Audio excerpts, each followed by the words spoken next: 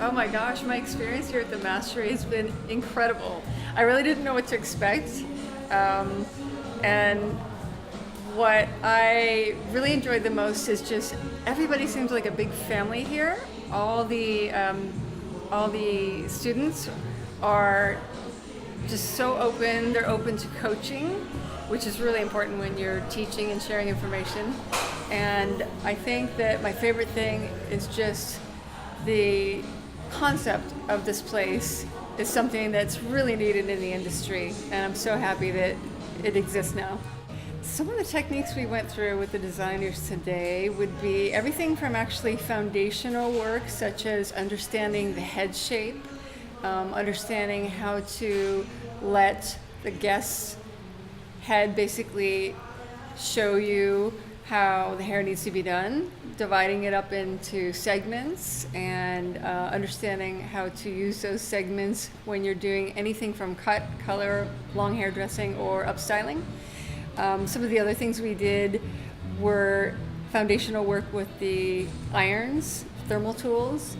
We did some work on how to set a proper ponytail, as simple as it seems, and also finished up with some creative work where we went through some of the different eras, all the way from the 1600s up to modern day times, and showed the connection between hair then and hair now on the runways and in fashion, and how it plays a big part of our trends.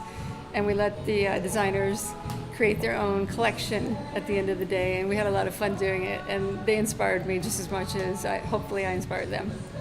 My advice to somebody who wants to get into TV or film would be to find out where you want to actually live and where you want to work first, because it doesn't make sense to be in a smaller town or a town that doesn't foster that industry and then try to pursue that career. So you might need to go to, for instance, Los Angeles, where it's the entertainment capital of the world, or New York, or I know there's a lot of work happening now in Atlanta. Some of these major cities, actually think about relocating to that city before you start pursuing a career in that area.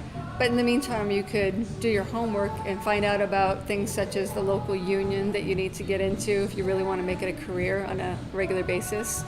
And write some people, email, search for mentors who are already doing what you do, so you can ask them what it is that you can do to prepare yourself to be working alongside of them eventually, if that's your goal.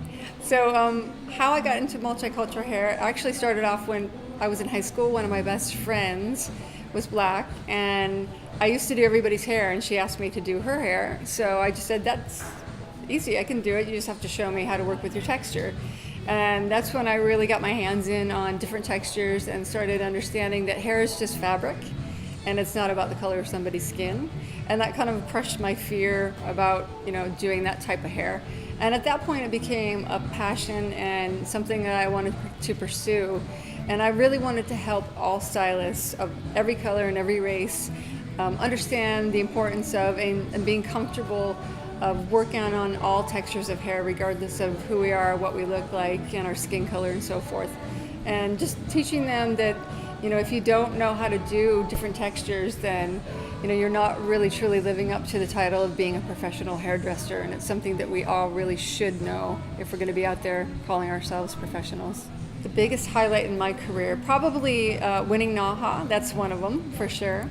The North American Hairstylist Awards, that was something I pursued in 1998, and it's a great accomplishment because it's an award that's kind of like the Academy Awards, or say like the Golden Globes of the industry, and it's based on photo work, and it's something that I'm passionate about. So winning NAHA was great. Also being asked to go to London to what's called the Alternative Hair Show, which is one of our most prestigious hair shows in the world. And not only help with the hair, but I literally designed the stage performance right down to the choreography and chose the models and so forth. So it was like birthing a baby. It was my own little creation, and I'm very, very proud of that because there's some really high caliber people there that I was in the company of that I've always admired. So it was really exciting. So I got into the TV and film industry after pursuing a move to Los Angeles when I was only maybe 2 or 3 years into hair. It was 1988, and I moved to Los Angeles to pursue doing TV and film, but it didn't really happen until about 14 years later. And I had somebody in my chair who was a hairdresser himself.